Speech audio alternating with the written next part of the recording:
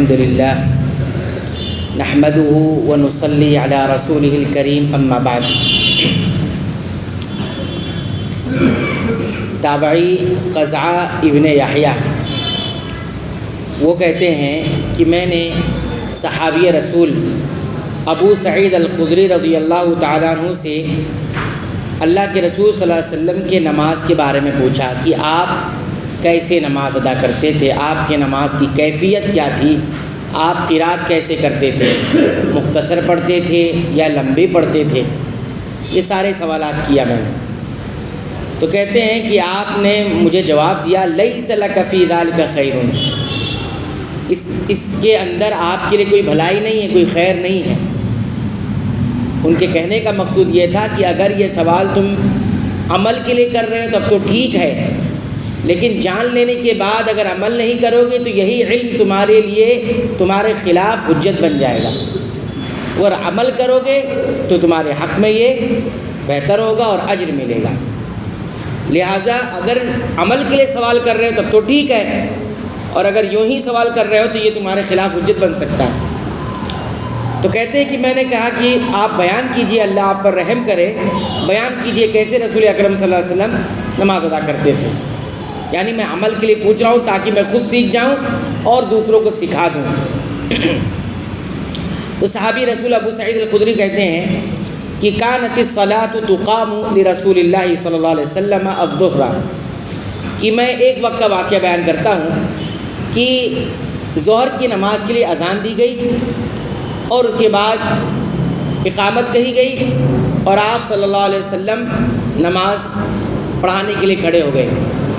کہتے جب کھڑے ہو گئے تو ہم میں سے ہر ایک کا معاملہ یہ تھا کہ جہاں جو رہ رہا ہے وہاں سے اٹھتا اور اٹھنے کے بعد کہاں جاتا، بقیع کی طرف جاتا۔ بقیع یہ اہل مدینہ کا قبرستان تھا، ٹھیک ہے۔ کہتے ہم لوگ وہاں سے اٹھتے اور بقیع کی طرف چلے جاتے، قبرستان کے تھوڑی دور جا کر وہاں پر، یہ مسجد نبوی سے مشرق کی جانب ہے، تو وہاں پر ہم جاتے تھے اپنی ضرورت پوری کرنے کے لیے۔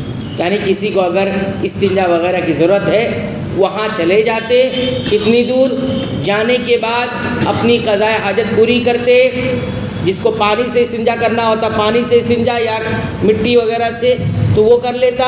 وہاں سے آنے کے بعد مسجد نبوی کے قریب وضو کرتے تھے، اور وضو کرنے کے بعد کہتے ہیں کہ ہم وضو کرتے اور آ جاتے۔ مسجد جب پہنچتے تھے تو کہتے ہیں کہ ہم میں سے ہر شخص رسول اکرم صلی اللہ علیہ وسلم کو پہلی رکعت میں ہی پاتا تھا، یعنی آپ کی پہلی رکعت ہی جاری ہوتی تھی اور ہم یہ سارے کام کر لیتے تھے۔ اس حدیث سے ہمیں کئی ایک بات معلوم ہوئی۔ ایک بات تو یہ معلوم ہوئی کہ جس طرح صحابہ کرام رسول اکرم صلی اللہ علیہ وسلم کے تمام عبادتوں پر گہری نظر رکھتے تھے، خود عمل کرنے کے لیے اور دوسروں تک پہنچانے کے لیے، بالکل اسی طرح صحابہ کرام کے بعد آنے والے کون ہیں؟ تابعی۔ وہ بھی اسی طرح صحابہ کرام سے رسول اکرم صلی اللہ علیہ وسلم کی عبادتوں کے بارے میں سوال کرتے رہتے تھے۔ دین سوال کر کے اور سیکھ کر آتا ہے۔ آپ سوال نہیں کریں گے، سیکھیں گے نہیں تو دین نہیں آئے گا، اس سے انسان بدعتوں میں پڑ جائے گا۔ آج بہت سارے مسائل، عبادتوں کی بہت ساری شکلیں اس لیے آئی ہے ہم نے سیکھا نہیں ہے۔ ہم نے فلاں کو دیکھا، فلاں نے فلاں کو دیکھا، فلاں نے فلاں کو دیکھا، دیکھتے ہوئے چلا جا رہا ہے اور کہاں تک جائے گا معلوم نہیں، ٹھیک۔ تو دیکھا دیکھی عمل ہو رہا ہے، لیکن یہاں صحابی سے پوچھتے تھے کیسے تھے بتائیے آپ کو پڑھتے ہوئے تو ہم دیکھ ہی رہے ہیں، لیکن آپ بتائیے کیسے، ہے نا۔ تو یہ ایک چیز معلوم ہوئی۔ دوسری چیز یہ معلوم ہوئی کہ رسول اکرم صلی اللہ علیہ وسلم لوگوں کی ضرورتوں کے حساب سے نماز کو لمبی اور مختصر کرتے تھے، لوگوں کی ضرورتوں کے حساب سے اور حکمت کے اعتبار سے نماز لمبی اور مختصر کرتے تھے۔ یہاں پر بعض راویوں نے یہ بھی بتایا کہ رسول اکرم صلی اللہ علیہ وسلم ظہر کی پہلی رکعت کو اتنا لمبا کیوں کرتے تھے؟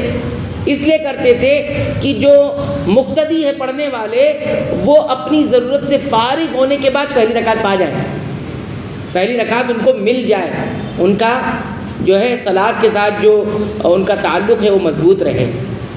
تو یہ نبی کریم صلی اللہ علیہ وسلم اجتماعی نظام کے اندر حکمتوں کو، تقاضوں کا دھیان دیا کرتے تھے، ٹھیک ہے۔ جماعت سے نماز پڑھنا، اس میں بہت سارے تقاضے ہوتے ہیں، جماعت سے نماز پڑھنے کے تقاضے ہوتے ہیں، تو لہٰذا اگر ضرورت اور تقاضے محسوس ہوں تو نماز لمبی بھی ہو جاتی ہے، اور اگر ضرورت اور تقاضے کچھ اور ہوں تو نماز مختصر بھی ہو جاتی ہے۔ یہ رسول اکرم صلی اللہ علیہ وسلم خیال رکھتے تھے۔ چونکہ ہم یہاں ذکر کر رہے ہیں کہ رسول اکرم صلی اللہ علیہ وسلم کی نماز کی کیفیت کیسی ہوتی تھی، تو ہم نے فجر کا ذکر کر دیا، عصر کا اور عشاء کا بھی اور مغرب کا بھی ذکر کر دیا، ظہر کا ذکر مختصر آیا تھا، اور یہاں تفصیل سے آیا ہے کہ ظہر کی شروع کی 2 رکعتیں رسول اکرم صلی اللہ علیہ وسلم طویل پڑھاتے تھے، لمبی پڑھاتے تھے، تاکہ لوگ ضرورتوں سے فارغ ہو کر جماعت میں شریک ہو سکے، ان کی جماعت نہ رہ جائے، خاص طور پر پہلی رکعت جو پابند ہوتے تھے پہلی رکعت پانے کے، ان کی جماعت نہ چھوٹے، اس چیز کا بھی رسول اکرم صلی اللہ علیہ وسلم خیال کرتے تھے۔ بلکہ بعض علماء نے یہ بھی کہا ہے کہ اگر امام نماز پڑھا رہا ہو اور اس کو یہ محسوس ہوتا ہے پیچھے کہ کوئی آ رہا ہے، تو جلدی سے سلام بھی نہ پھیرے، تھوڑا سا لمبا کر دے تاکہ اس کو بھی جماعت کا اجر مل جائے۔ اگر سلام پھیر دے گا تو وہ جماعت کے اجر سے محروم ہو جائے گا، پھر اسے الگ جماعت بڑھانی پڑے گی یا پھر اکیلے پڑھنا پڑے گا۔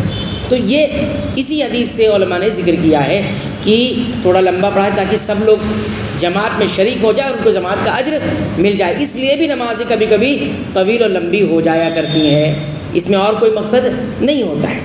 تو یہ چند باتیں تھیں جو اس حدیث سے ہمیں معلوم ہوتی ہے۔ اللہ تعالیٰ سے دعا کرتے ہیں رب العالمین تو ہمیں سنت کے مطابق اپنی عبادتوں کو ادا کرنے کی توفیق عطا فرمائے۔ رب العالمین تو ہمیں بخش دے، ہمارے والدین کو بخش دے، تمام مسلمانوں کو، تمام مومنوں کو، تمام اہل توحید کو رب العالمین بخش دے، آمین۔